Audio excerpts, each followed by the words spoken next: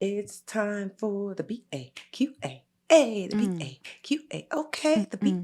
BAQA. What you say? The BAQA. Welcome, Black family, Brown Ambition family. We are here for Brown Ambition question and answers.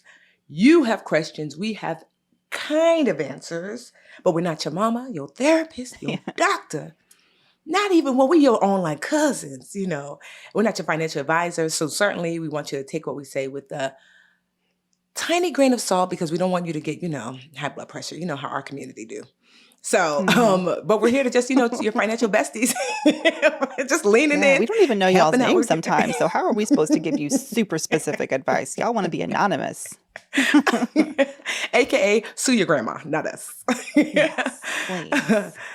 So yes, management, we have some questions for today. We've got some juicy, juicy questions. If y'all want to submit questions and have them read on our special BAQ&A episodes, go to brownambitionpodcast.com and click Ask Us Anything. You can also email us at brownambitionpodcast.com or slide into the DMs on IG. We are at Brown Ambition Podcast, and you could be answered on the show. If you want to be anonymous, fine. I don't know how many of y'all are on these witness protection programs. I know, just pick up a fake name. Honestly, here's my request because it's fun for us. Yeah. Come up with some outlandish name, I don't care. You Yeah. could say my name is Potato. Just something fun. Like, Sleepless so in we're not Seattle. like, yeah, exactly. Silly in Cincinnati, something, I do like the last show when you switched it to Annie. So if you're anonymous, you're going to Yes. be Annie, okay? Yes. All right. Annie says in all caps, please withhold my name. Fine. I think this is a great question, though. Ooh, I can't wait to get into this. Hey, Mandy, she says, I'm the communications manager at a small nonprofit with about 450-ish employees. We had a team meeting with my director and the media producer regarding commercials. We all disliked the ads that we paid for and were created by a local TV station. Impulsively, I suggested that we write and produce our own commercial. Well, sis, ad copy ain't in my job description, and at $58K, I'm already a bargain. What was I thinking? Question. I have written one commercial and now I'm being asked to write another one. How can I gracefully back out of this and explain that they need to hire an ad agency? Side note, I'm a new hire and just 90 days into a 6-month probationary period. Ooh, Oh, Annie. She fell into a trap. Annie, The helpful I know. trap. Yes, The people-pleasing I trap. got it. Annie, I'm not gonna lie, child. That's the trap I be living in, child. I have Uber Eats delivered to my trap. I'm gonna be here for a while. Permanent address at the trap. That's the real trap house for Brown and Brown So Ambition Queens. I'm gonna honestly let Mandy take the lead because this is not. I'm listening like, wait. So what will we do, Mandy? But I will say this is something. This is what I learned from Dr. Green because this is something I did something similar, and she said just because you agree to something once does not mean you agree to it for a lifetime. So so that's something like I'm still honestly working on it because it's hard. And she's like, so if you say, I don't like onions when you're 4. So Tiffany, you were banned from eating onions now that you're 42. And I'm like, no. Well, she's like, well, that's how you're navigating. So I'm saying all that to say that's all I know because I'm in there with you, girl. Tell me what you want from Uber Eats because you and I are in there together. So Mandy, what should we do? Yeah. So this is an opportunity for a boundary. I wouldn't beat yourself up too much because in a way you needed to test out, this new idea of creating an ad and doing it yourself. Test it out to see if you guys liked it. Okay, they liked it. And I get it. You're 90 days into a new opportunity and you want to make a good impression. You want to be energetic and enthusiastic and have great ideas, but you also want to show people how to work with you from an early stage when you're new. And I think in the first 90 days, it's an excellent opportunity for this to be your first capital B boundary.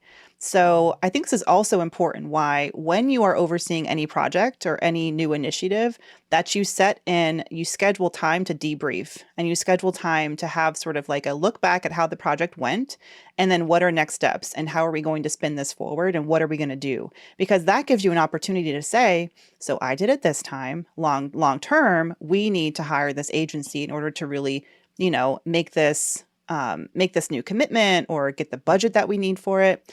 So I think you approaching it by going to your manager and saying, actually, let's have a conversation about this initiative. And I'll give you a projection on what I think we need for this to be like a long-term initiative for us. And here's how much it could cost. You could even help them out by I don't know, suggesting 2 to 3 agencies that you've worked on vetting, or even backing that up and saying, as a next step, I will, if this is part of your job description, I don't know, look into some ad agencies and come to you guys and ask for them to give proposals and come to you guys with options, so that you're not taking away the new initiative everyone's excited about. You all recognize you need it, but you're getting clear with them that it can't just fall, on your shoulders. Mm-hmm. And depending on how they respond to that, then you can decide, is there another conversation that needs to be had about what my duties and job responsibilities here, so I can get clarity. But you Mm-hmm. don't want to let this go, because if you let this go, you're sending a message. The same way my mom told me, make sure that you don't tell your boyfriend, Enrique, that you don't care about Valentine's Day when you're first dating. She's like, no, no, no, no. You don't want to set a Mm-hmm. precedent. You Yes. want him, you know what I mean? So those messages Yes. early on can really set a precedent for the rest of your relationship Mm-hmm. and the rest of your, your job here. Yeah. No, that's good. I'm like, okay. I'm Does like, that make with my you, notebook. I'm like, does okay. it stress you I out? said, no, no. I'm like, be for boundary. Yeah. No, honestly, no. All that you said, it's true. And it's sometimes hard. And so if you're somebody like me who has a hard time with the hard conversations, one of the things I do practice and that Yeah. Dr. Green taught me is to practice saying the hard things in easy times. Meaning like, is there someone at your job that, like this is actually the nicest person to kind of approach with this? To start planting that seed, or just even Mm, outside of this, like, when the waiter brings you the wrong thing, practice saying, hey, this is not what I ordered. So like literally I have to build up the muscle, because wherever ah, you are, there you go. And so I'm learning to practice the hard conversations with easy people. So that way I have enough muscle built that when these hard conversations come up to create a boundary, it's not that it's easy, but I at least had a lot more practice. So that's what I honestly have been doing. You'll see me say that, like, even during our last, when our first kind of like, welcome back, like Tiffany podcast episode, right? That like I had to reassert the boundary, because I knew if I didn't, that, I wouldn't want to say, I'm like, oh, I don't want to disappoint Mandy and everybody else and listening. I'm like, no, no, no, no, Tiffany, you have to say the thing now, because Mandy is nice.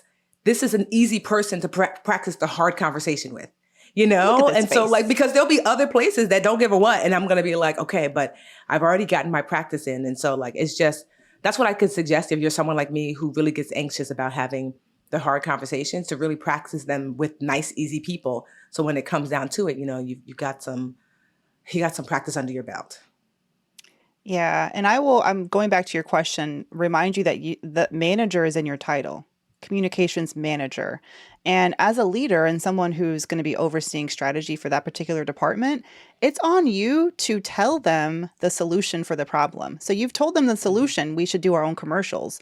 But Mm-hmm. they and you both took that to mean we, meaning me. But how easily could you have gone out and found your own ad writer, copywriter to write that Mm-hmm. commercial? And maybe you're overseeing it, but I think that was one of the really challenging lessons for me as a leader. And I actually just did a whole like session on this with my Mandy Moneymakers last week, and really just like cathartic for me, because in those early days as a leader, I thought me doing everything was how I should lead. And it's how I Mm-hmm. sent the message that I'm a good leader because I can handle everything.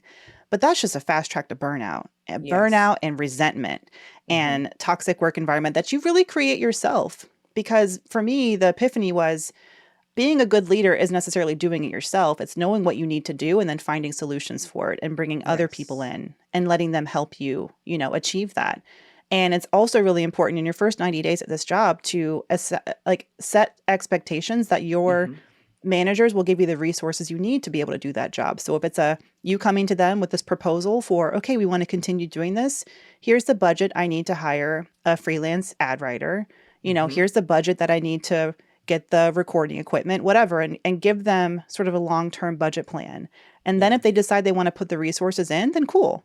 But if they decide that they won't, then it's time to put that boundary down again and say, well, it's not going to be realistic for me to take on this responsibility with the Mm-hmm. umpteen other responsibilities that I have. So what are we going to do? Maybe there's no Yeah. commercials for a while. And then be quiet. And then be silent. I love what you said, because it's true. Good leaders let good people do good work. That is like a lesson that Mm, like really drove home, Now that my team is much smaller and I really look around and I'm like, when you have the right people in the right place, I don't have to sweat anybody. Like, I'm like, Tiffany, just take a step back. Logan got it. Rose got it. You got to be in that email. If there's something in there she needs, she's going to let you know. Tam got it, so. Yep. So we wish you luck, Annie. Annie Anonymous, good luck. Hey, BA fam. Here's the thing. The CFO that gets it, they get it. The CFOs that don't, they don't. Behold, the CFO, the Chief Financial Officer. This isn't some bean counter. Today's CFO is critical to the strategy, growth, and profitability of the business. Don't I know it? But in growing companies, there are two kinds of CFOs. One who's struggling to keep up with spreadsheets everywhere, manual processes. It takes weeks to close the books. I have been there, okay? And one who's on top of their game, automated reports, inventory, e-commerce, and HR flow into the financial model seamlessly. This CFO uses NetSuite by Oracle. With visibility and control of your financials, inventory, HR, planning, and budgeting, NetSuite is everything you need to grow all in one place. That's why NetSuite is the #1 cloud financial system used by over 28,000 growing businesses. Like I said, the CFO that get it, they get it. And the CFOs that don't, they really don't.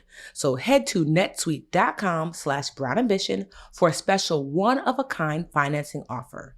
That's netsuite.com/brownambition, netsuite.com/brownambition. Squarespace. I love Squarespace. Squarespace is everything to sell anything. Yes, Squarespace has the tools you need to get your business off the ground, including e-commerce, templates, inventory management, a simple checkout process, and secure payments. I have built so many websites on Squarespace. That's what y'all be on when y'all be on my stuff sometimes. Whatever you sell, Squarespace has merchandising features to make your products look their best online. Connect with your audience and generate revenue through gated member-only content. Manage your members, send email communications, and leverage audience insights all on one easy-to-use platform. See how your visits, unique visitors, and page views trend over time. Gain insights into the top traffic sources, products, device types, browsers, and operating systems by visit. You own all the content you put on the Squarespace platform. You can't say that about other platforms, child. So head to squarespace.com/brownambition for a free, my favorite word, trial. And when you're ready to launch, use offer code BROWNAMBITION to save 10% off your first purchase of a website or domain. Squarespace.com/BrownAmbition, offer code BROWNAMBITION. Our next question is from Amanda, not to be confused with Mandy, okay? So Amanda says, hey y'all. Hoping all is well and Tiffany continues to heal. I am, thank you. Mandy, I'm loving the solo content. Thank you for hashtag keeping all the things going. True indeed. So here is my question.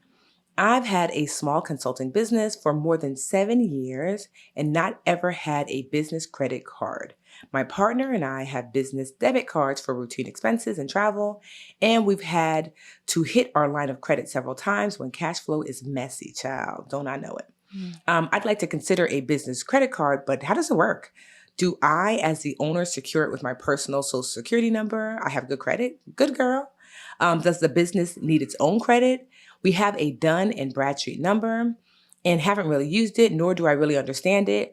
Goals are to pay less interest for larger charges, a line of credit alternative, and build points by charging and paying off regular monthly expenses.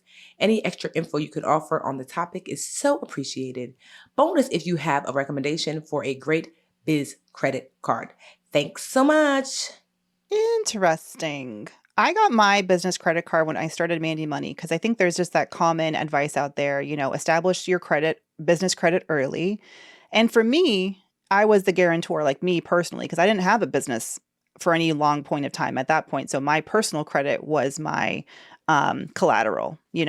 So yes, I used my social. I don't even remember if they asked anything about my employment ID number or what's it called? The TIN, tax employment number. Tax identification number. I'm like, that's not the acronym. Anyway, and because I have strong credit too, I got approved, pretty quickly. But But I don't know, Tiff, does it matter now that she's 7 years in and she has a Dan? So Dan and Bradstreet, or is it Dunn and Bradstreet? I forget Dun and now. Bradstreet. She said Dan. Dan, Not Dan. one of them. Not Danny and them. Danny and them, you know, girl. This is the business version of like your experience and your FICOs, Yeah. right? They track your business credit, but you've had a business a lot longer. So what do you Well, have to to say? your point, like someone told me right away, hey, Tiffany, you should go ahead and get your business credit set up before you need it. Because credit is really like you need to know me before you need me. So anybody listening with a new business, go ahead and on ahead and do that. But Amanda, to Mandy's point, because you've been in business 7 years, you might be able to just get it based upon your business currently because you've already had a line of credit. So you likely don't have to necessarily put your credit like on the line. For those folks who are new, oftentimes, not only can you not get a regular credit card, like for me, I started like, month 2, I went to get a credit card just to get one. And I had to get a secured business credit card.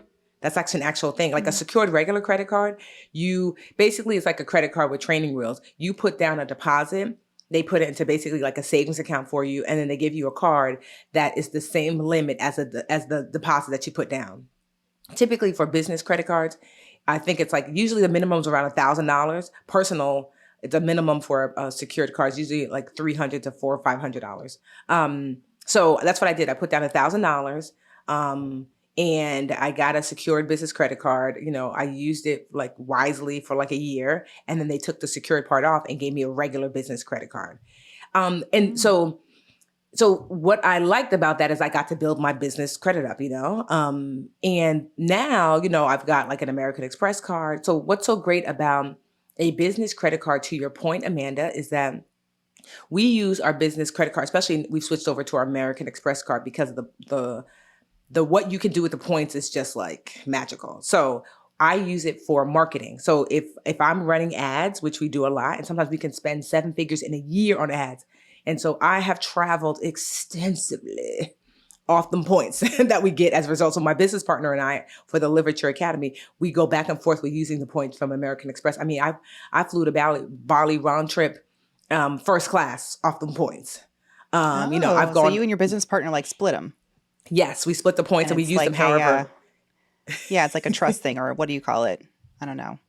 Yeah, you have to just like kind of say, okay, we share joint custody of these points. Don't dip into the shared points pot. Our points, baby. You're like, it's your weekend, And so, so that is the benefit of like having a business credit card. Yes, obviously you have access to more capital. Like that. I don't worry as much about the interest rates, quite honestly, because we pay ours off every month in full. But I also don't have a physical based business, so that's not possible for all people. Me and Mandy have service-based businesses, so that's usually more feasible. But yeah, establishing your credit, getting a business credit card. It sounds like you're already doing, wisely using your business line of credit. Go ahead and do that. I wouldn't say that I have. I mean, I will say that I do like American Express because the points that you're able to accumulate, you could use it for so many things. But with American Express, be mindful that it's really like a charge card, so you have to pay it off every month in full. Let me see what other. And what do you have a high like annual fee? Oh yeah, that's the thing. It is a high annual fee. But I will say that from what I remember with American Express, you could put it toward things like I was able to get global entry, which is like $400. And so, but with American Express, it was waived. So global entry means whenever I come back to the US, which, I'm leaving, I'm going to Jordan. I'm super excited. That when I come back in, I know when I come back in to the US, I don't have to like wait in the super long line because they basically pre-checked that nice me. long line. Nothing makes me feel richer and more like luxe than when I can skip the long line at customs. Yes. Take my money. I don't care. I'm sorry. I'm in the pre-check line. So you want to ask that like $400, sometimes you could put it toward things, and that's one of them. Also too, I mean, well, it's not a business card, but Chase, I mean, I would probably ask, but for what I know, I don't know if Chase has a business, card that, that gives like incredible points, but you can ask because my personal Chase, like, card, what's that card that I always get the name wrong on? The Chase Good Time card. I always forget the name of the Chase Sapphire Reserve. Yes. So Chase, I use my Chase a lot as well, but Yeah, so I would just say Yeah. start now, start building your business credit. I mean, you've already built your business credit because you've had a line of credit, but a credit card used wisely can certainly be a great tool. Yeah, and I mean, for me, credit card offers change so frequently, and especially now that the economy is coming back. Well, I know it's coming back-ish. Like there's so many issues and inflation and stock market crashing, all that kind of stuff. But credit card rewards are coming back. So you saw a lot of Yeah. cards pull back on the rewards programs during the Hmm. pandemic when people weren't actually doing the things that we used to do, like eat out and like the reasons you would Hmm. justify getting a rewards card before kind of went away. So there may be new offers today that weren't even around last summer. So when I got my business card last summer, I started off going to, a credit card comparison site and literally Googling the best business credit cards. There's a Hmm. bunch of lists that you'll find. Just look for lists where there's edit, like people have actually written reviews based on their experience and not just because they get the highest affiliate revenue from referring those Yes. cards. And for me, I was looking for a no annual fee card, which means I don't get the amazing lucrative benefits of an Amex. It didn't make sense for me at the time because of my Yeah. business revenue was non-existent last June when I got the card. So I chose the Capital One Spark, and what I like about it is that it is no fee and it's 2% cash back on everything. So it's pretty as a standard business card, it works for me, and Hmm. I do get cash back, which I can then use against my balance or for whatever. So that's what I use personally. But like I said, Hmm. I would start with like a Nerd Wallet, a Magnify Comparison. Money, Yeah. Credit Karma. Again, just like compare and see which one fits. Which one fits your You. business, yeah, Yes. and how you are going to use it. Hmm. Maybe you're buying a lot of supplies at Staples, so maybe a card that gives you cash back on office supplies makes sense, Exactly. or a For us, gas travel card is if you're, huge. So I want to travel yeah. points, but you might not need that. So yeah, to Mandy's point, you want to find a card that really fits you. But and another benefit to like a business credit card is that if something happens, credit card companies really work with you. Like, hey, I didn't swipe that. I didn't buy that. I didn't, versus a line of credit, where you're kind of like on your own. So there's a benefit to using your business card for things because there's a protection built in. So Oh, well, well, thank you for the this was question, a cute. Amanda. Yes. If y'all have questions, ask us. BrownAmbitionPodcast.com. Click ask. What does it? Ask anything? Ask us Ask us? anything. Yeah, You look can at me. also hit 10 us years up. later. Listen, just about. Isn't that crazy? Or hit us up on IG, slide into our DMs. It's at Brown Ambition Podcast. Or you can hit us up directly, brownambitionpodcast@gmail.com.